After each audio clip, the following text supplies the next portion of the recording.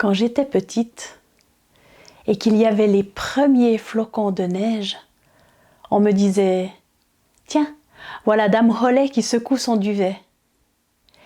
Et quand il y avait des couchers de soleil rouges flamboyants sur le Jura, on me disait « Tiens, voilà Dame Rollet qui cuit ses biscombes ». Dame Rollet était un personnage bien mystérieux et en même temps bienveillante. Je vais vous raconter son histoire, écoutez. Il était une fois une veuve qui avait 2 filles. L'aînée était belle et travailleuse, et la cadette était laide et paresseuse. Et pourtant, c'est celle-ci que sa mère aimait, parce que c'était sa vraie fille. L'aînée travaillait dur. C'était un peu la Cendrillon de la maison. Et elle filait tellement qu'elle en avait les doigts tout ensanglantés. Un jour, elle a même sali sa bobine avec le sang de ses doigts. Elle est allée vers le puits pour nettoyer sa bobine, mais là, elle a lâché sa bobine au fond du puits. Elle était tellement effrayée qu'elle a couru chez sa mère en lui demandant comment est-ce que je peux récupérer ma bobine qui est au fond du puits. Et sa belle-mère lui a dit « Tu as perdu ta bobine au fond du fil, au fond du puits. Eh bien, vas-y, va la chercher maintenant. » Et la jeune fille est retournée vers le puits. Elle ne savait pas plus comment fallait faire pour récupérer la bobine. Et finalement, elle a sauté au fond du puits. Elle a perdu connaissance. Mais quand elle a repris ses esprits, elle se trouvait dans une prairie fleurie. Il y avait des oiseaux qui gazouillaient.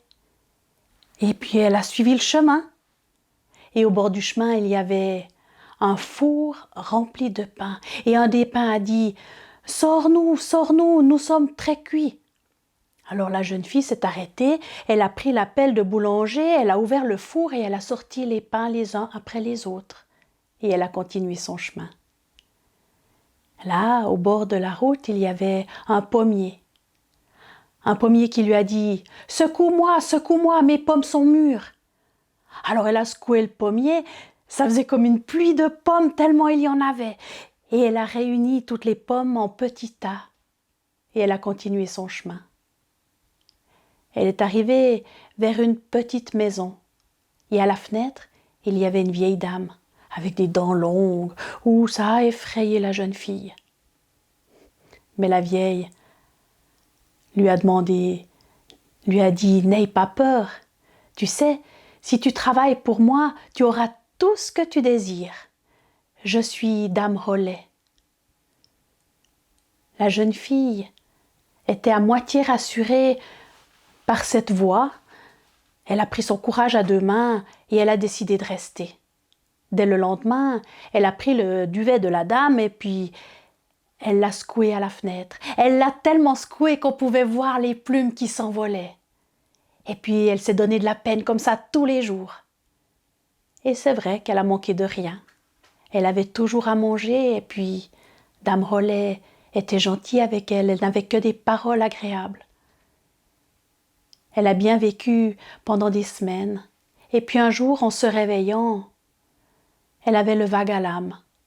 D'abord, elle n'a pas compris pourquoi. Et puis elle a su. Elle s'ennuyait de sa mère et de sa sœur. Elle avait un peu le mal du pays. Elle est allée trouver Dame Rollet et elle lui a dit « J'aimerais bien retourner chez moi ». Alors Dame Rollet, elle était toute contente, elle lui a dit « Ça me fait plaisir de savoir que tu veux rentrer chez toi. Eh bien, comme tu as bien travaillé, je vais te raccompagner. » Et Dame Rollet a pris la main de la jeune fille, elle l'a amenée jusqu'à un portail. Quand la jeune fille a traversé le portail, une pluie d'or lui est tombée dessus et l'or restait collé à elle. Elle en était recouverte. Et Dame Rollet lui a dit « C'est pour te récompenser du travail que tu as effectué. » Elle a fermé le portail et la jeune fille, elle s'est retrouvée sur la terre, pas très loin de sa maison. Et quand elle a traversé la cour, le coq a chanté « Cocorico, notre jeune fille tout en or est de retour !»